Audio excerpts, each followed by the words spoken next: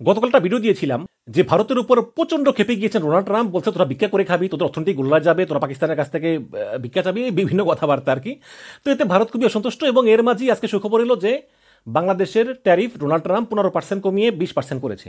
এখন বাংলাদেশের 20%, ভারতের 25%। এইটা নিয়ে তো মনে করেন যে ভারতের অন্তরস্থল পুরো জ্বলে পুড়ে ছারখার হয়ে যাচ্ছে। যাক, সেটা ভিন্ন কথা, কিন্তু সমস্যা হচ্ছে যে বাংলাদেশ কিন্তু এই তৈরি পোশাক শিল্পে ভারতের প্রধান প্রতিদ্বন্দ্বী। বাংলাদেশ হচ্ছে থার্ড লার্জেস্ট, আগে ছিল সেকেন্ড, এখন ভিয়েতনাম মাঝে ঢুকে গেছে। ফার্স্ট চীন, সেকেন্ড ভিয়েতনাম, থার্ড বাংলাদেশ, আর 4 নম্বর হচ্ছে ভারত এই তৈরি পোশাকে। তো ভারত সবসময় তৈরি পোশাকে বাংলাদেশকে প্রতিদ্বন্দ্বী মনে করে। তো যখনই এই ভারতের তৈরি পোশাক শিল্প দেখেছে যে বাংলাদেশে আমেরিকা বাংলাদেশের প্রতি যে শুল্ক ঘোষণা করেছে সেটা 20%, ভারত থেকে 5% কম, তখনই ভারতের পোশাক শিল্পের শেয়ার বাজারের দাম হু হু করে পড়তে শুরু করেছে, এবং যেটা ভারতের অর্থনীতির জন্য আরেকটা বিরাট অশনি সংকেত। বিপদ যখন আসে চারদিক থেকেই আসে দর্শক, এই হচ্ছে গিয়ে সমস্যা। আমি একটু পড়ে শুনে তারপর আমি বিশ্লেষণ করব। যুগান্তর লিখেছে যে বাংলাদেশের উপর শুল্ক হ্রাস, প্রথম দিনেই ক্ষতির মুখে ভারতের পোশাক বাজার। আমেরিকার প্রেসিডেন্ট ডোনাল্ড ট্রাম্প বাংলাদেশি পণ্যের উপর আমদানি শুল্ক 35% থেকে কমিয়ে 20% নির্ধারণ করেছেন, এবং এরপরই আজ 1 আগস্ট ভারতীয় টেক্সটাইল কোম্পানিগুলোর শেয়ার মূল্যে বড় ধরনের পতন হয়েছে। গার্মেন্টস খাতে ভারতের প্রধান প্রতিযোগী বাংলাদেশ এই সিদ্ধান্তে যুক্তরাষ্ট্রের বাজারে আরও প্রতিযোগিতামূলক অবস্থানে চলে গেল, এবং বাংলাদেশ আগে থেকেই তৈরি পোশাকে ভারতের চেয়েও অনেক বড় বাজার। নতুন এই সিদ্ধান্ত মানে ভারতের থেকে আমরা 5% কম সিদ্ধান্ত ভারতীয় পোশাক প্রস্তুতকারকদের উপর আরও চাপ সৃষ্টি করবে বলে মনে করা হচ্ছে। এই ঘোষণার পরপরই ভারতের টেক্সটাইল খাতের একাধিক কোম্পানির শেয়ার দামে উল্লেখযোগ্য পতন ঘটে। আপেস্টকের প্রতিবেদনে বলা হয় যে ভারতের কেপিআর মিলসের শেয়ার 5%, ওয়েলস্পুন লিভিং শেয়ার 2%, অলোক ইন্ডাস্ট্রির শেয়ার 0.8%, পিয়ার্স গ্লোবালের শেয়ার 3.7%, গোকুল দাসের শেয়ার 2%। এইভাবে প্রচুর পোশাক তৈরি কোম্পানির শেয়ার একদম তলানির দিকে চলে গিয়েছে, এবং ভারতীয় অর্থনীতিবিদরা বলতেছেন যে ভারতের উচিত অবিলম্বে আমেরিকার সঙ্গে নেগোসিয়েশন করে এই শুল্ক হারটা 20% করা উচিত বাংলাদেশের মতো।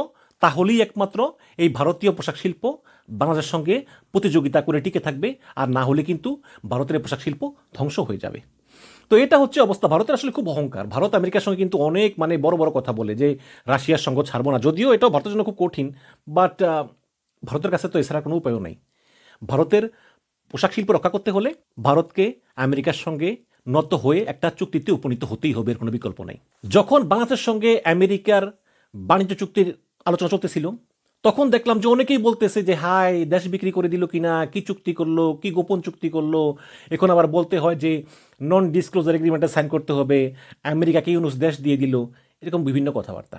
কিন্তু আজকে যখন বাণিজ্য উপদেষ্টা শেখ বশির একটা সফল চুক্তি করলো, এখন আবার সব অর্থনীতিবিদ হয়ে গেল। এখন বললো যে হ্যাঁ এই ভিয়েতনামকে এত % দিছে, আফগানিস্তানকে এত % দিছে, পাকিস্তানকে এত % দিছে, বাংলাদেশ কি পেলো, এই পেলো। ভাইরে, এগুলো তো সহজ বিষয় না। বিশ্বের প্রত্যেকটা দেশই আমেরিকার সঙ্গে চুক্তি করেছে, আমেরিকাকে অনেক কিছু দেওয়ার প্রতিশ্রুতি দিয়েছে। যেমন পাকিস্তানও তাদের একটা পুরা তেলের খনি দিয়ে দিয়েছে।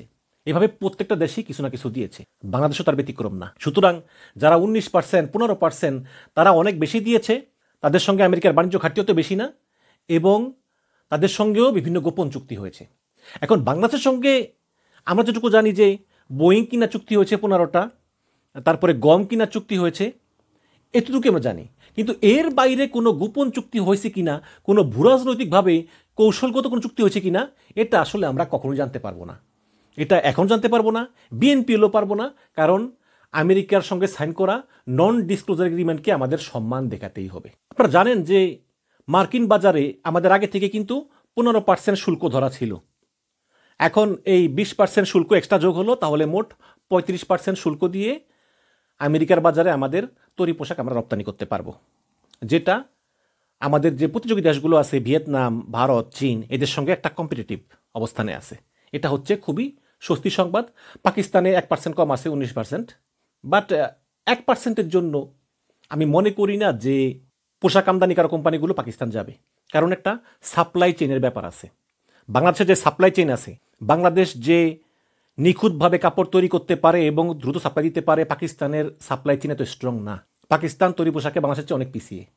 সুতরাং বাংলাদেশের 20% পাকিস্তানের 19%, মাত্র 1% লাভের জন্য এই বায়াররা পাকিস্তান যাবে, এটা আমি বিশ্বাস করি না। কারণ বিশ্বাস, সাপ্লাই চেইন, আমাদের বড় অবকাঠামো, আমাদের তৈরি পোশাকের সস্তা শ্রম এবং অনেক কারখানা, আমাদের সাপ্লাই দেওয়ার সক্ষমতা, সব কিছু মিলিয়ে এই 1%-এর জন্য পাকিস্তান বায়াররা যাবে না।